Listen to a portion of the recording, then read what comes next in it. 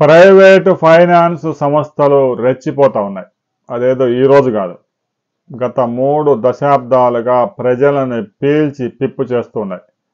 ఇక క్రెడిట్ కార్డులు కూడా అందుబాటులోకి వచ్చిన తర్వాత క్రెడిట్ కార్డుల పేరుతో జనాలని ముందు ఉచ్చలోకి లాగి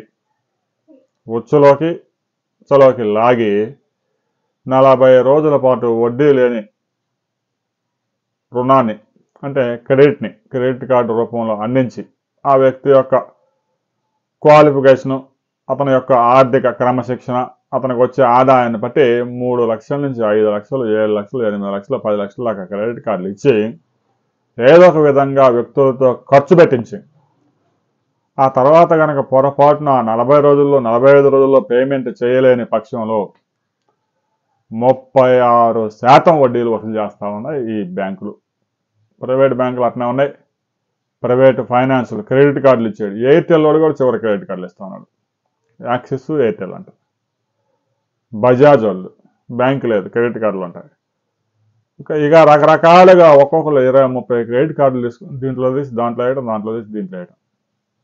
అంతేకాకుండా పర్సనల్ లోన్ల పేరుతో ప్రైవేటు ఫైనాన్సులు దాదాపు 36 ప్రైవేటు ఫైనాన్సులు ఆర్బీఐ దగ్గర నుంచి అనుమతి తీసుకొని బ్యాంకుల దగ్గర నుంచి 7%, 8% డబ్బు తీసుకొచ్చి ప్రజల వద్ద 22 నుంచి 36% వడ్డీలు వసూలు చేస్తూ రక్తాన్ని పిండుతూ ఉన్నాయి.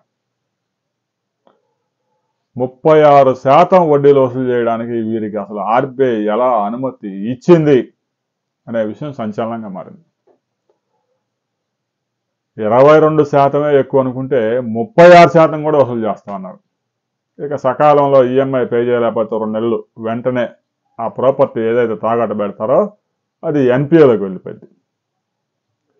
ఒకవైపు క్రెడిట్ కార్డులు, ఒకవైపు పర్సనల్ లోన్లు, మరొక వైపు హోమ్ లోన్స్ కూడా. ప్రభుత్వ రంగ బ్యాంకులు అయితే 8.5 నుంచి 9.5% మ్యాక్సిమం. ప్రైవేటు ఫైనాన్సుల దగ్గర హోమ్ లోన్ పొరపాటున తీసుకుంటే 12% నుంచి ప్రారంభం మొదలై అది ఇంకా పైగా ఎంతవరకు వెళ్తుందో కూడా తెలియదు.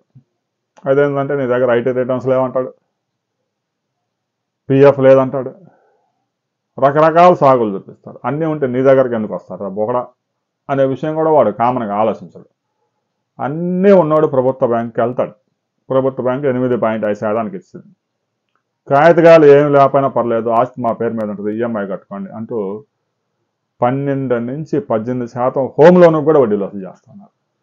సరే, వాడు కష్టపడి సంపాదించిన డబ్బే ఉన్నాడికి ఇస్తున్నాడంటే అది లేదు. వాడు తెచ్చేదే బ్యాంకుల నుంచి 1000 కోట్ల రుణాలు.